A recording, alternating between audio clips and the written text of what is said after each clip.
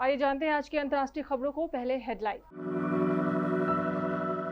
Haryana BJP के IT cell प्रभारी को विवादित ट्वीट के कारण हटाया।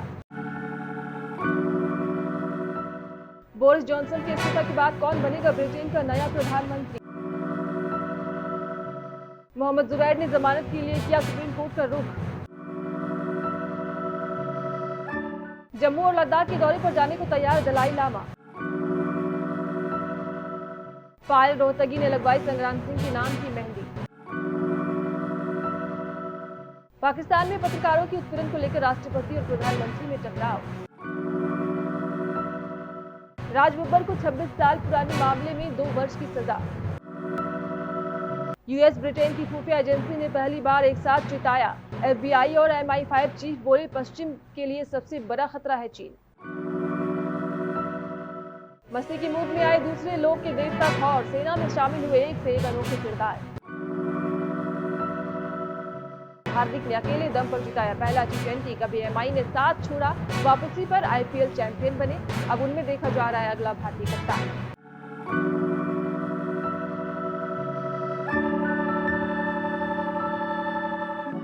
भाजपा की हरियाणा इकाई की सूचना प्रौद्योगिकी प्रमुख अरुण यादव को गुरुवार को पार्टी ने मुस्लिमों और इस्लाम के खिलाफ विवादास्पद ट्वीट के चलते हटा दिया। अरुण यादव को गिरफ्तार करने की लगातार उठ रही मांग के बाद ये कदम उठाया गया है। अरुण यादव को अपने सोशल मीडिया पोस्ट के लिए कड़ी प्रतिक्रिया का सामना करना पड़ रहा है। उनकी पोस्ट को विरोधियों द्वारा व्यापक रूप से साझा किया गया। इसके साथ ही कई लोगों ने उन्हें अभी तक सजा से मिली छूट की तुलना fact checking website alt news के सह संस्थापक मोहम्मद जुबैर से की है, जिन्हें 2018 के एक ट्वीट के लिए गिरफ्तार किया गया था।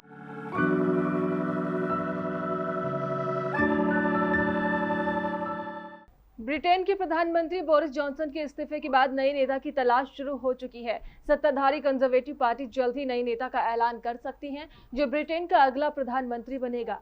खुद बोरिस जॉनसन ने अपने इस्तीफे का ऐलान करते हुए कहा कि वो नेता का चुनाव होने तक अपने पद पर बने रहेंगे। उन्होंने वादा किया है कि पार्टी से चुनकर आए नए नेता को वो पूरी तरह समर्थन देंगे। हालांकि नेता चुने जाने के बाद भी नए प्रधानमंत्री के सामने अपनी ही पार्टी के सांसदों का विश्वास जीतने की चुनौती होगी। ऐसे में ब्रिटेन के नए प्रधानमंत्री के संभावित दावेदारों की चर्चा भी शुरू हो गई है।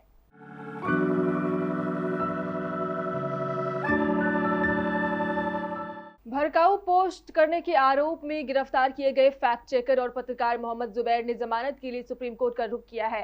फैक्ट चेकर के वकील की ओर से गुरुवार को अर्जेंट बेल के लिए याचिका दाखिल किया गया। याचिका में बताया गया है कि जुबैर को जान से मारने की धमकियां मिल रही है। न्यायमूर्ति इंदिरा बनर्जी मामले को कल सूचीबद्ध करने के लिए सहमत है। हालांकि ये CJI की मंजूरी के अधीन है।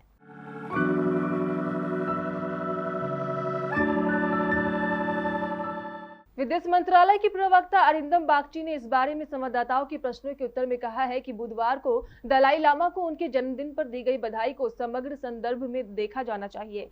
इसी बीच अलग से सूत्रों ने बताया कि दलाई लामा 14 जुलाई को जम्मू और उसके अगले दिन लद्दाख जा रहे हैं। पिछले 2 सालों में इन तिब्बती नेता की धर्मशाला के बाहर पहली यात्रा होगी।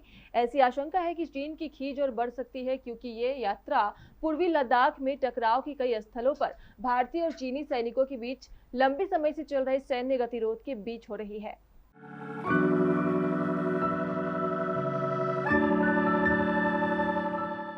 एक्ट्रेस पायल रोहतगी की शादी में अब कुछ ही दिन बचे हैं। वो 9 जुलाई 2022 को अपने लॉन्ग टाइम बॉयफ्रेंड और रेसलर संग्राम सिंह के साथ आगरा में 7 फेरे लेंगी। एक्ट्रेस ने कहा है कि वो एक ट्रेडिशनल दुल्हन बनेंगी और हर रस्म को निभाते हुए एक पारंपरिक शादी करेंगी। दोनों परिवार और खास दोस्तों की मौजूदगी में आगरा में 7 फेरे लेंगे। खास बात तो यह है कि पायल रोहतगी ने अपने हाथों पर संग्राम सिंह के नाम की मेहंदी भी लगवा ली है, जिससे जुड़ी तस्वीरें और वीडियो सोशल मीडिया पर खूब वायरल हो रही है।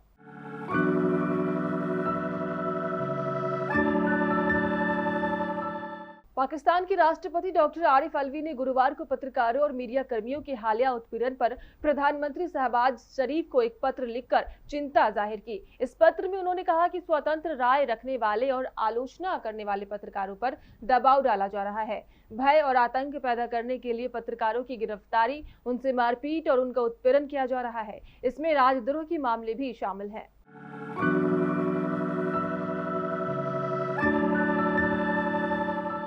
अमेरिका और ब्रिटेन की खुफिया एजेंसी FBI और MI5 के चिफ्स ने चीन को लेकर चेतावनी दी है। उन्होंने कहा है कि पश्चिम देशों के लिए चीन लंबे समय के लिए सबसे बड़ा खतरा है। चीन हमारी गोपनीय चीजों को लूटने की योजना बना रहा है और तकनीक की चोरी करना चाहता है। दोनों ही खुफिया प्रमुखों ने पहली बार एक साथ आकर दुनिया को चीन के बढ़ते खतरे को लेकर वार्निंग दी है।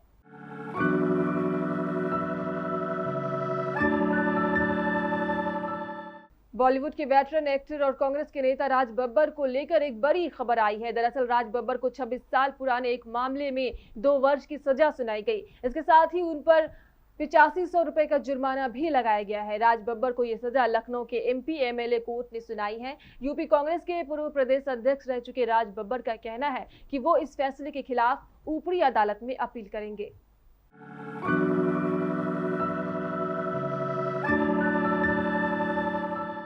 मार्वल स्टूडियोज की नई पेशकश film Thor love and thunder Marvel cinematic universe की कहानी को 29वीं फिल्म तक लेकर आ गई है। एक काल्पनिक लोक असगार्ड के देवता थॉर की जो कहानी कभी स्टैन ली ने कॉमिक्स के हिसाब से सोची थी, वो लैरी लीबर और जैक किर्बी जैसी उनकी विरासत संभालने वाले लेखकों ने और विस्तारित की है। सिनेमा और साहित्य का रिश्ता पुराना भी है और अटूट भी, खासतौर से बच्चे और बड़ों में समान रूप से लोकप्रिय कॉमिक्स की दुनिया को पर्दे पर उतारने का जैसा सपना मार्वल स्टूडियोज के मालिक केविन फाइगी ने देखा, उसे हकीकत में बदला और उसे पूरी दुनिया तक पहुंचाया। उसकी शुरुआती कहानियां एक सफल कारोबार साम्राज्य खड़ा करने की अपने आप में एक अलग फिल्म है। सिर्फ थॉर के किरदार की बात करें तो इस किरदार का मार्वल कॉमिक्स में प्रवेश 1962 में जर्नी इनटू मिस्ट्री नामक कॉमिक्स बुक से होता है।